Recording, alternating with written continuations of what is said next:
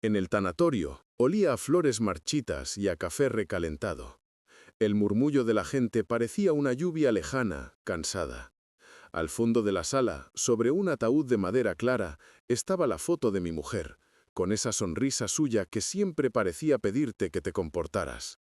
Yo estaba sentado en la primera fila, las manos cruzadas sobre las rodillas, mirando fijo un punto que no existía.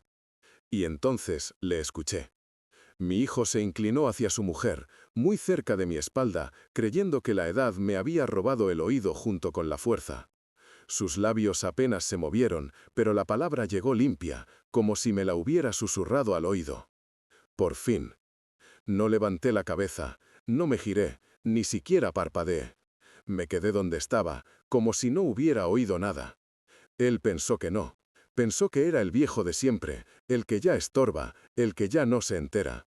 Pero la palabra se me quedó clavada dentro, como una astilla. Me llamo Juan, tengo 62 años y he enterrado a demasiada gente en esta vida. Enterré a mis padres, a mi hermano, a amigos de la cuadrilla, a vecinos que parecían inmortales. Creía que sabía cómo se llevaba un duelo. Pero lo que sentí aquel día no se parecía a nada. No era solo tristeza, era otra cosa, algo más frío.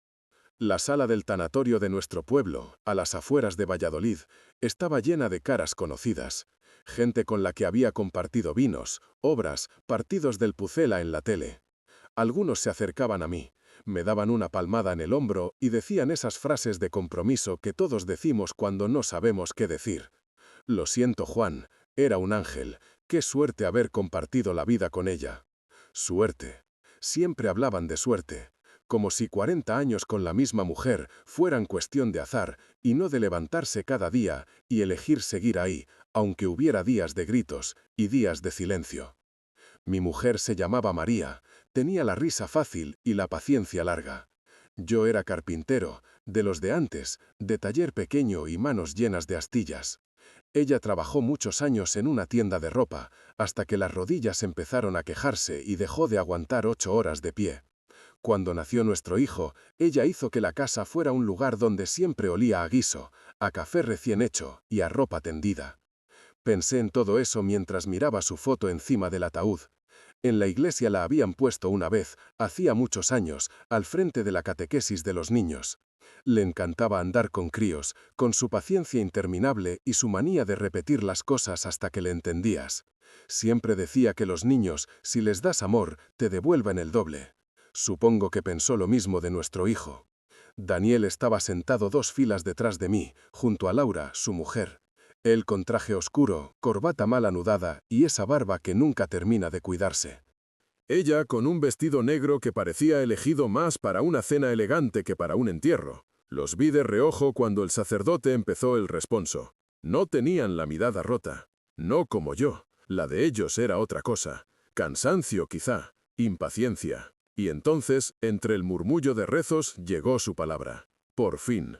El sacerdote habló de María, de su fe sencilla, de su vida entregada a los demás. Habló de la parroquia, de los voluntariados, de las tardes en Cáritas preparando bolsas de comida. Yo apenas le escuchaba. Sentía que estaba sentado dentro de una campana de cristal. Todo sonaba lejos, menos aquella palabra, repitiéndose en mi cabeza. Cuando terminó la misa y sacaron el féretro, el cielo estaba encapotado, y un viento frío se colaba por la puerta de la iglesia. Caminé detrás del ataúd, con paso más firme del que sentía. No lloré, las lágrimas se me habían quedado secas en algún lugar que no sabía nombrar. Bajamos hasta el cementerio municipal, aquel que conocía demasiado bien, y vi cómo la caja desaparecía bajo la tierra, entre coronas y palabras que ya no iban a ninguna parte.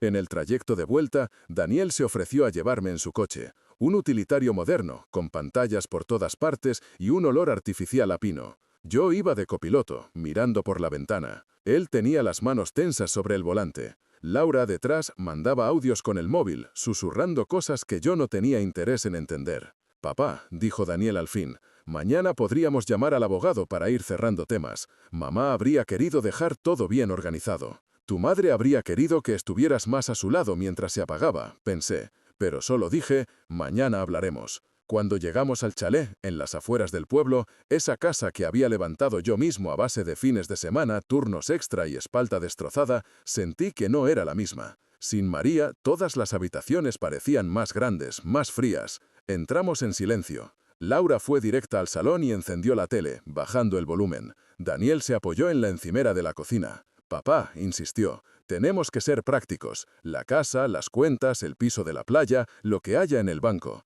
El notario no podrá hacer nada si tú no te aclaras». Le miré despacio. Veía en sus ojos un brillo que no era preocupación. Era otra cosa. Un brillo que reconocí al instante porque lo había visto en demasiada gente en este país desde que empezaron los pelotazos. Gente que mira los ladrillos y ve billetes. Me hablaba del piso de Torrevieja, ese que habíamos comprado para ir una semana en verano, comernos una paella y discutir por chorradas. Me hablaba de la casa como si fuera un maletín. «¿Ya has pedido cita con el abogado?», pregunté. «Sí», respondió, «con el despacho de don Luis, el de siempre».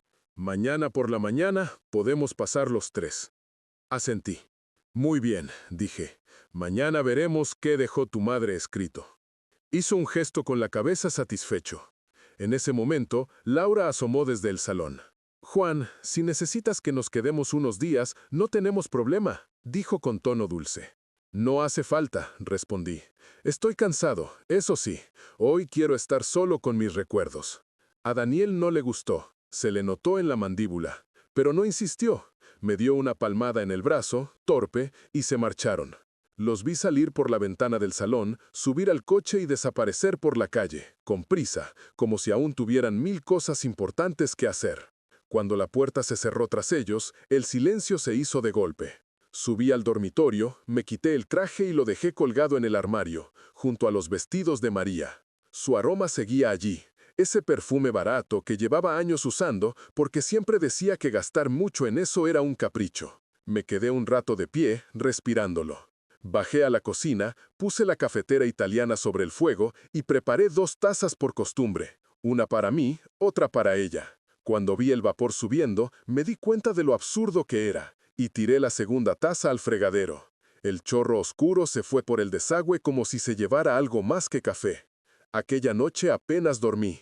Daba vueltas en la cama, mirando el techo, escuchando crujidos en la madera, como si la casa tuviera algo que decirme y no encontrara las palabras. Cuando por fin me levanté, ya estaba amaneciendo. Me preparé un café y salí a la terraza. El cielo estaba gris, pero empezaban a colarse algunos rayos tímidos. Me senté en la silla donde María solía sentarse a leer. La mesa de la terraza tenía un mantel de plástico floreado que ella insistía en mantener, aunque yo le decía que ya estaba hecho polvo. Sobre la mesa había algo que no recordaba haber visto la noche anterior. Un sobre blanco, sin sello, con mi nombre escrito a mano. La caligrafía era inconfundible. Esa letra redondeada, cuidadosa, que había llenado listas de la compra, notas en la nevera y felicitaciones de cumpleaños durante toda nuestra vida. Juan. Sentí un ligero temblor en las manos cuando lo cogí. No lo abrí enseguida. Lo sostuve unos segundos, notando el grosor del papel, el peso del mensaje que llevaba dentro. Luego respiré hondo y rasgué el borde con los dedos. Dentro había una carta doblada y una pequeña llave de metal, antigua, de esas que ya casi no se usan.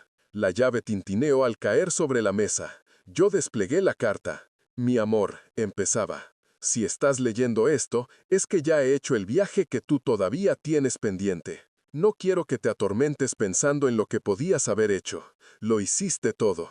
Me diste una vida entera. Y esa vida fue buena. Sé que estarás roto, pero habrá un momento, dentro de unos días, en el que el silencio de la casa te va a pesar tanto que necesitarás agarrarte a algo.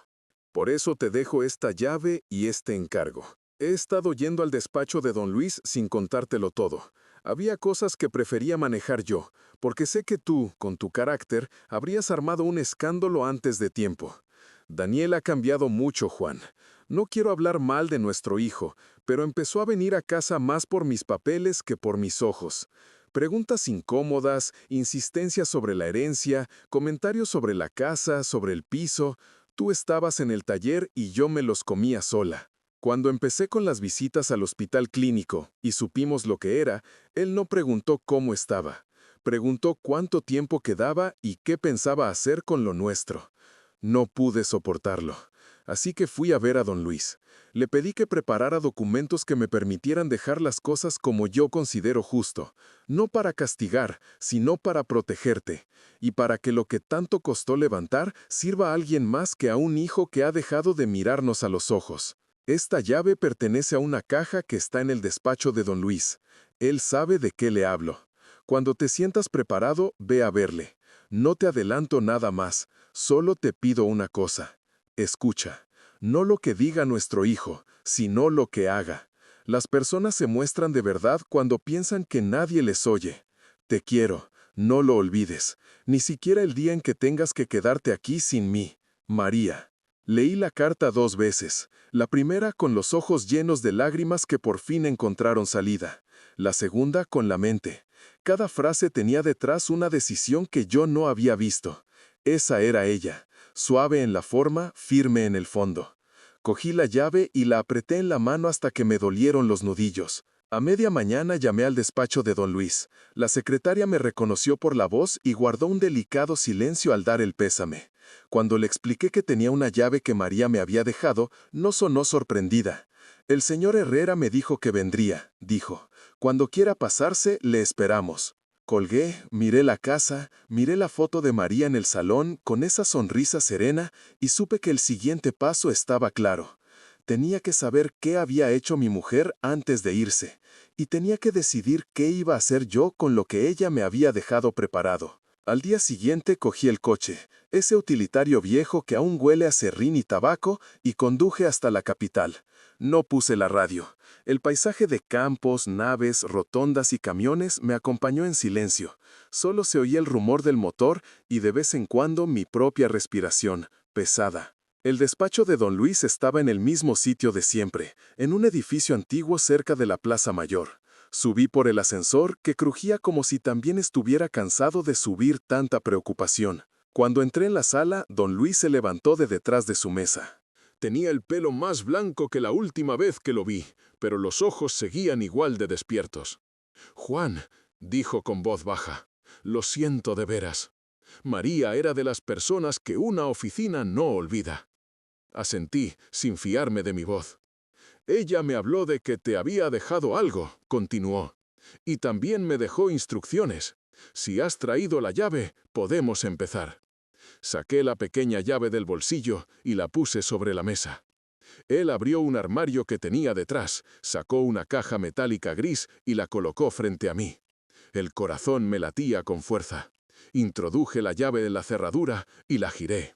El clic sonó como un disparo contenido. Dentro había varios documentos, todos cuidadosamente ordenados, y más cartas con la letra de María. También había otro juego de llaves más pequeñas, con etiquetas escritas a mano. «Esto lleva meses preparado», explicó don Luis. «Su mujer vino a verme muchas tardes. No quería preocuparte hasta tenerlo todo atado. Estaba convencida de que si te contaba sus sospechas sobre Daniel, tú te enfrentarías con él a las bravas y se organizaría una guerra dentro de la familia». La escuché sin interrumpir.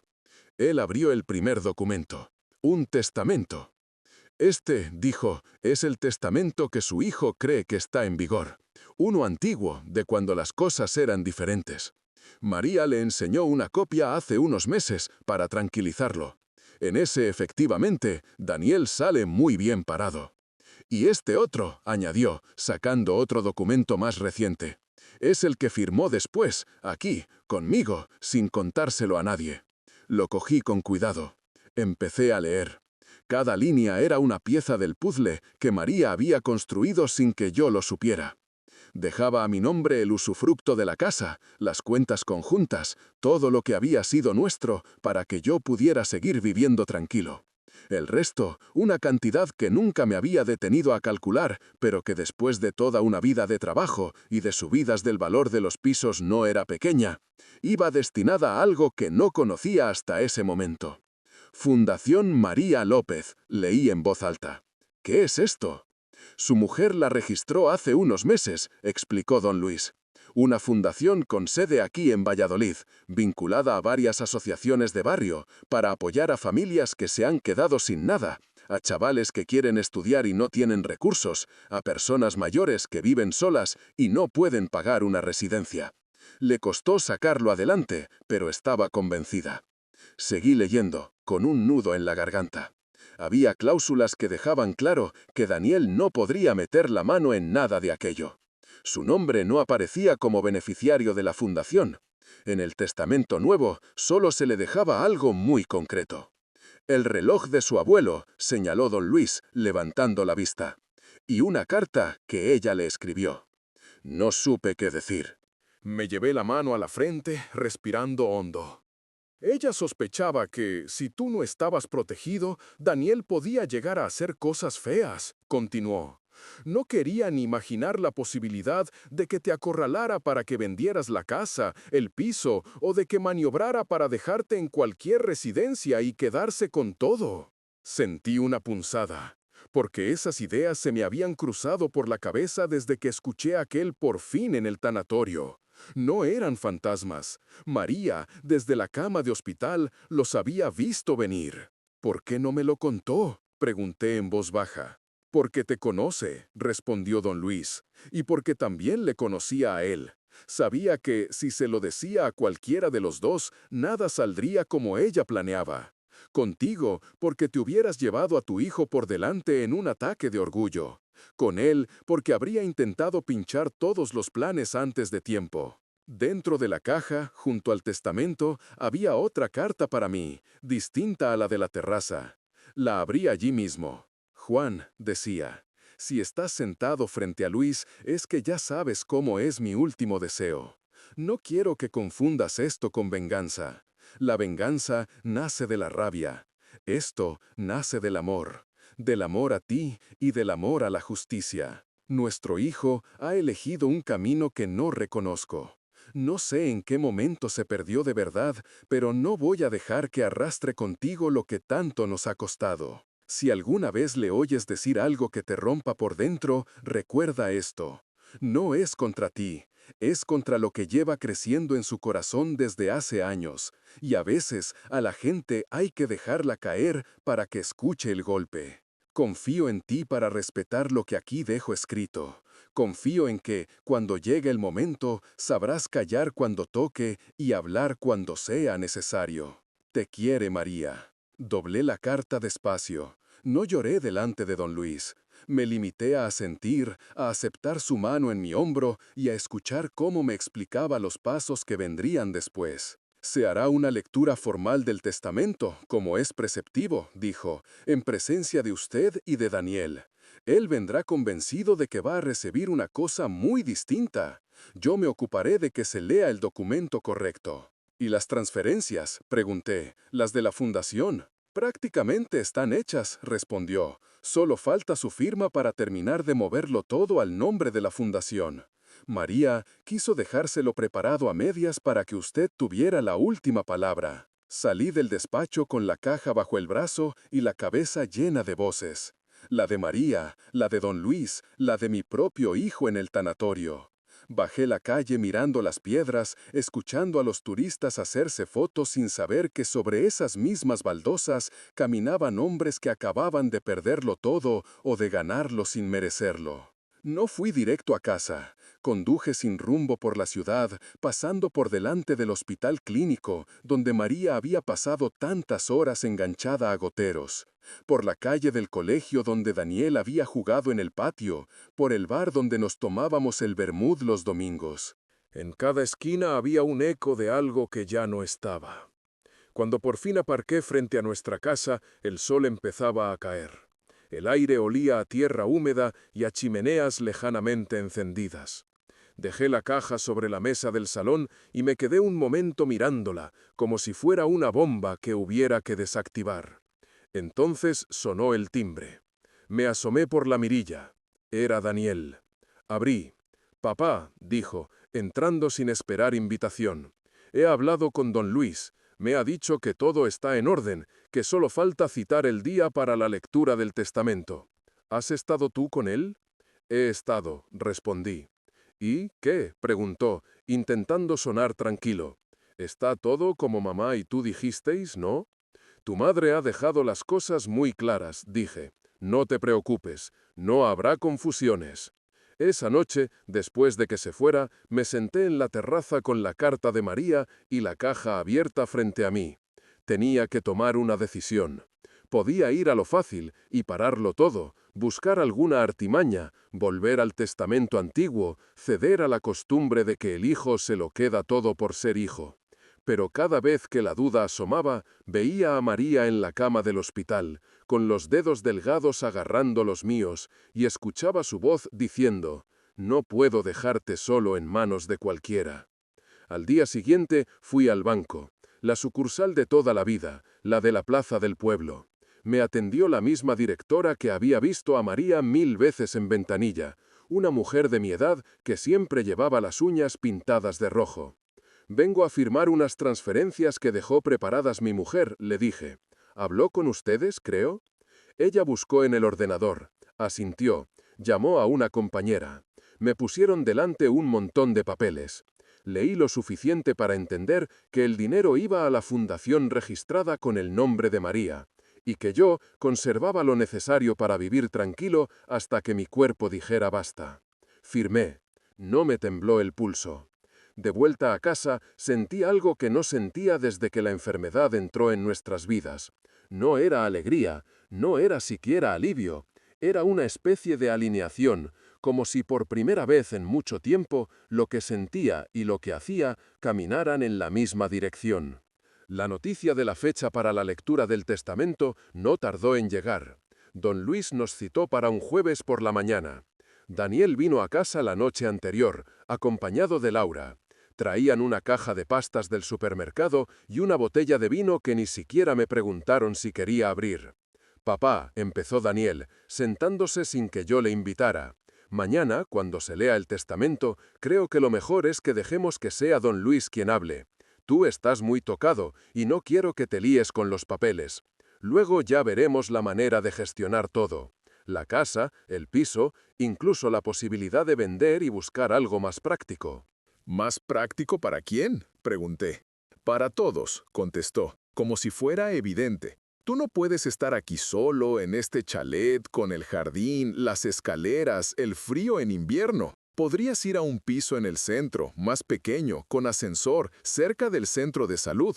Nosotros nos ocuparíamos de las gestiones. Laura sonreía, asentía, añadía comentarios sobre qué bien te vendría estar más cerca de todo, qué bien gestionaba ella los papeleos. Hablaban de mí como si fuera un mueble. Les escuché con calma. Cuando terminaron, les miré despacio. «Os preocupáis mucho», dije. «Somos familia», respondió Daniel. «Familia», repetí. «Estuvisteis muy ocupados siendo familia mientras vuestra madre iba y venía del hospital, sin que yo supiera muchas veces si alguno de vosotros iba a aparecer por allí». «Papá», se quejó él, «no empecemos. Yo he tenido trabajo, los niños, la hipoteca. No podía estar todo el día en el clínico». «No te pedía todo el día», dije. «A veces con una tarde bastaba. Una sola tarde en la que ella no tuviera que mirar la puerta pensando si entrarías». Se hizo un silencio tenso. Laura se removió en el sofá. «Mira», intervino ella al fin,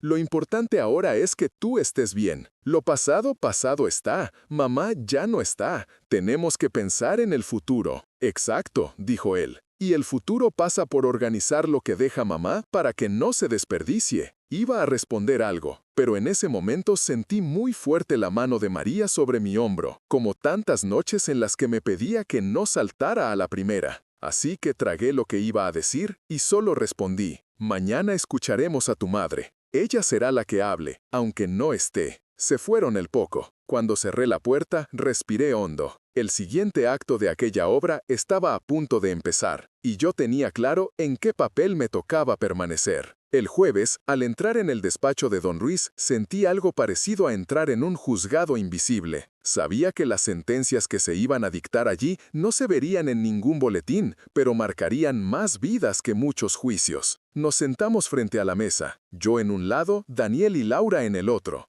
Don Luis abrió la carpeta con los papeles, se colocó las gafas y empezó a leer en voz alta. «Última voluntad de doña María López, con domicilio en...». Mi nombre apareció varias veces, el de Daniel también, pero no en los lugares que él esperaba. A mi marido Juan le dejo el uso vitalicio de la vivienda familiar, así como el saldo de las cuentas conjuntas que figuran en el anexo, para que no le falte techo ni pan mientras respire. A la fundación que lleva mi nombre, legalmente constituida para ayudar a familias sin recursos, estudiantes sin medios y mayores solos, le dejo la totalidad de los bienes inmuebles y activos financieros que acumulé junto a mi marido, con la convicción de que el amor no se mide por lo que se acumula, sino por lo que se comparte. A mi hijo Daniel le dejo el reloj de bolsillo que perteneció a su abuelo, que le recuerde que el tiempo que se pierde en egoísmo no se recupera nunca. Y por último, le dejo una carta que deberá leer en privado. Durante la lectura, se podía oír el zumbido de las luces del techo. Daniel empezó escuchando con cara confiada. Luego su expresión cambió. Primero a desconcierto, luego a indignación. Laura abrió mucho los ojos, miró a don Luis, luego a mí, buscando algún gesto que desmintiera lo que acababa de oír. «Esto es una broma», soltó Daniel al final. «Tiene que faltar algo. Mamá no hubiera hecho esto». Don Luis, imperturbable, le tendió el sobre. «Esta es la carta que su madre quiso dejarle», dijo. Daniel la abrió con manos temblorosas. Sus ojos se movieron rápido de una línea a otra. Vi cómo su mandíbula se tensaba. No sé exactamente qué palabras leyó, pero imaginaba el tono. María no sabía escribir con odio, pero sí con firmeza. Me imaginé frases parecidas a las que me había dejado a mí, solo que, en su caso, no habría consuelo, habría verdad. De pronto arrugó la carta y la tiró sobre la mesa. «Esto lo has hecho tú», me acusó, señalándome. «La habrás presionado, la habrás manipulado. Seguro que en los últimos días, cuando estaba más débil, la calentaste la cabeza». La sensación de injusticia me subió como un golpe de calor, pero me contuve. Le miré directamente. «Tu madre sabía perfectamente lo que hacía», dije. «Mucho mejor que tú, que ni siquiera sabías cómo estaba cuando te llamaba el médico». Él dio un paso hacia adelante, como si fuera a abalanzarse sobre mí, pero don Luis se levantó. «En este despacho no se grita», dijo, con esa autoridad que da haber visto demasiados dramas de herencias. Su madre fue muy clara, sabía lo que firmaba, y sabía por qué. Daniel me miró como si estuviera viendo a un desconocido. «Te vas a quedar solo», escupió. «Algún día vas a necesitarme y no estaré». Lo dijo como amenaza, pero a mí me sonó a constatación. «Siempre he estado solo cuando había que tomar decisiones difíciles», respondí. «La diferencia ahora es que estoy en paz con lo que hago». Salió dando un portazo, seguido de una Laura descolocada que, por primera vez desde que la conozco, no supo qué decir. Me quedé sentado, mirando el reloj que don Luis había dejado sobre la mesa, el de mi padre. Lo cogí, lo abrí. Seguía funcionando. El tic-tac era suave, persistente, como María. Cuando salí del edificio, el aire olía a lluvia. Daniel estaba en la acera, fumando nervioso. Apenas me miró. Sabía que cualquier palabra que dijera entonces no sería limpia, así que pasé a su lado en silencio. Subí a mi coche y me marché. Esa noche en casa, abrí una botella de vino que llevaba guardando desde nuestro último aniversario. Le serví una copa a María delante de su foto y otra para mí. Puse la carta que me había dejado junto a la copa. Encendí una vela. «Lo has conseguido», susurré. «Has hecho que lo que levantamos sirva para algo más que para alimentar el hambre de uno solo». Unos días después llegó la primera carta de agradecimiento de la fundación. Habían recibido la donación. Me hablaban de familias que llevaban meses pagando el alquiler tarde y que ahora tendrían algo de respiro, de jóvenes que podrían matricularse en la universidad gracias a unas becas que llevarían el nombre de mi mujer, de mayores a los que se les pagarían plazas en residencias donde no los aparcaran, sino que los cuidaran. Leí la carta en la cocina, con el sol de la tarde entrando por la ventana. Sentí que algo se recolocaba dentro de mí. María había logrado que su ausencia se convirtiera en presencia en casas que no conocíamos, en vidas que nunca veríamos. Pasaron las semanas. La casa empezó a encontrar su nueva rutina.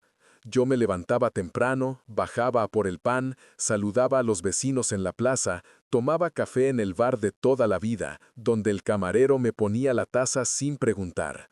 Luego volvía, hacía alguna chapuza en el jardín, repasaba muebles viejos en el taller. Por las tardes me sentaba en la terraza a mirar cómo cambiaba la luz sobre los tejados. A veces pensaba en Daniel. No tenía noticias suyas, ni una llamada, ni un mensaje. Me enteraba de él por terceros, que seguía en la oficina, que los niños estaban bien, que Laura se había quejado en voz alta en la peluquería de que la vida era muy injusta. Yo escuchaba todo eso como quien oye la radio en otra habitación. Una tarde decidí restaurar el viejo banco de la terraza. Estaba astillado, con la pintura levantada. María se sentaba allí a leer o a escribir sus listas interminables.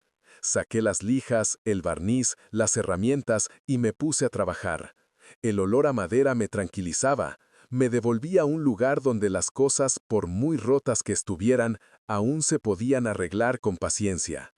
Mientras lijaba, escuché un coche detenerse frente a la casa. No esperaba a nadie, seguí con lo mío, pensando que quizás era un vecino. Pero oí la puerta del coche cerrarse y unos pasos que se acercaban. Me giré. Era Daniel. Estaba más delgado, tenía ojeras, llevaba la camisa por fuera, desabrochada de arriba, como si hubiera salido de casa con prisa, sin mirarse al espejo. «Hola», dijo, parándose a unos metros. «Hola», respondí, apoyando las manos en el banco. «¿Podemos hablar?», preguntó. «Si has venido hasta aquí, sería una tontería decirte que no», dije. «Siéntate». No se sentó. Se quedó de pie, mirando el suelo, luego la casa, luego mis manos, como si ya no supiera dónde poner los ojos. «He recibido cartas», dijo al fin, «de la fundación, del notario, de todo. He visto lo que habéis hecho, lo que ha hecho mamá». No dijimos nada durante unos segundos. «Estoy enfadado», reconoció. «No te voy a mentir. Estoy herido y avergonzado, y también confundido». Era la primera vez en mucho tiempo que le oía usar palabras que pesaban. «Para mí», continuó, «era evidente que todo eso iba a ser mío algún día. La casa, el piso, las cuentas. Siempre se da por hecho. Lo veo en todos, en los compañeros, en los amigos. Y cuando descubrí que no era así, sentí que me habían quitado algo que era mío. Era de tu madre y mío», maticé. «Nunca fue tuyo. Tú has tenido techo, comida, estudios, ayuda cuando la necesitaste. Eso sí era tuyo. Lo otro no». «Lo sé», dijo en voz más baja, «o por lo menos lo estoy empezando a entender. He leído la carta de mamá 1000 veces, y esa frase, la del «por fin», me ha atravesado, porque la reconocí al instante. Fue mía, la dije, y ahora no dejo de oírla». Le miré fijamente. «¿Por qué la dijiste?», pregunté. Se encogió de hombros, derrotado. «Porque estaba cansado. Cansado de hospitales, de llamadas, de sentir que mi vida giraba alrededor de algo que no controlaba. Porque soy un egoísta, papá. Porque pensaba más en mis horarios que en su miedo. Porque me resultaba más cómodo imaginarme la vida después de su muerte que estar presente en su vida mientras se moría». Se le quebró la voz. «Tenía miedo de enfrentarme a su cara», añadió, «a su debilidad, a su dolor. Y esa cobardía la vestí de impaciencia. Por eso dije, por fin se acaba esto, por fin vuelvo a lo mío. Y ahora solo escucho por fin como una condena. Hablar no arregla lo que hiciste», dije, «pero callar tampoco arregla nada». «Lo sé», repitió. Hubo un silencio largo. El sonido de un ciclomotor pasando por la calle, una vecina cerrando una ventana, el ladrido lejano de un perro llenaron los huecos. «No he venido a pedirte que cambies nada del testamento», dijo, como si le costara mucho pronunciar cada palabra. «He venido a decirte que, si algún día puedes, me perdones. Y si no puedes, lo entenderé. Pero no quiero seguir siendo el hombre que dijo por fin en el entierro de su madre y se fue a vivir como si nada». Me quedé mirando el banco que estaba arreglando. La madera lijada, aún sin barnizar, esperaba mi decisión. Podía dejarla así, áspera, marcada, O podía darle una capa nueva que no borraría las cicatrices, pero las cubriría con algo más digno. No sé si puedo perdonarte ahora, dije con sinceridad. Lo que sí sé es que no pienso dedicar lo que me queda de vida a odiarte. No me da el cuerpo para tanto rencor. Si quieres demostrar que lo que has dicho hoy no son solo palabras, tendrás tiempo. Haz algo útil con la culpa. Cambia. Sé mejor con tus hijos de lo que has sido con tus padres. No busques excusas. Y si un día, dentro de unos años, nos encontramos en esta terraza y el silencio entre nosotros ya no duela, quizá ese sea el perdón. Daniel asintió, con los ojos brillantes. ¿Puedo venir de vez en cuando?, preguntó, sin exigir nada. Solo a verte, ayudarte con el jardín o a tomar un café. Eso ya no depende del testamento, contesté. Depende de que llames, de que vengas, de que te sientes y escuches.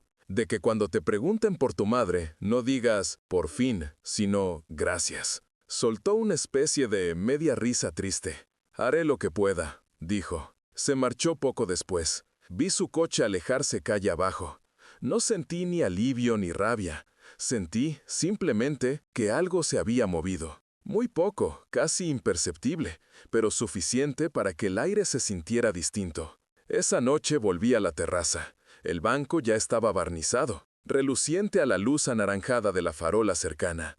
Me senté, con una copa de vino en la mano, y miré el cielo de Castilla, salpicado de estrellas tímidas. Pensé en María, en sus cartas, en la fundación con su nombre que ya estaba cambiando vidas de desconocidos, en el reloj del abuelo que ahora latía en el bolsillo de un hijo que por fin empezaba a escuchar su propio tic-tac, en el silencio que, por cruel que fuera, había puesto a cada uno en su sitio. Levanté la copa hacia el hueco donde ella solía sentarse. Por ti, dije en voz baja, por lo que fuiste, por lo que sigues siendo sin estar. El viento sopló suave, moviendo las cortinas de la puerta del salón. Sentí un escalofrío cálido, si es que eso existe, como si alguien me hubiera pasado la mano por el hombro. Por fin, susurré entonces, y la palabra, esta vez, no tenía nada que ver con la impaciencia ni con el cansancio. Era otra cosa. Por fin paz, por fin justicia, por fin una casa que, a pesar de los huecos, seguía en pie. Y mientras el banco crujía levemente bajo mi peso y el vino me calentaba el pecho, supe que, aunque el mundo se empeñara en medir la vida en herencias y balances, lo único que de verdad se queda es esto. Un hombre mayor en su porche, hablando con la noche de la mujer a la que quiso, y de un hijo al que, con suerte, quizá algún día consiga perdonar del todo.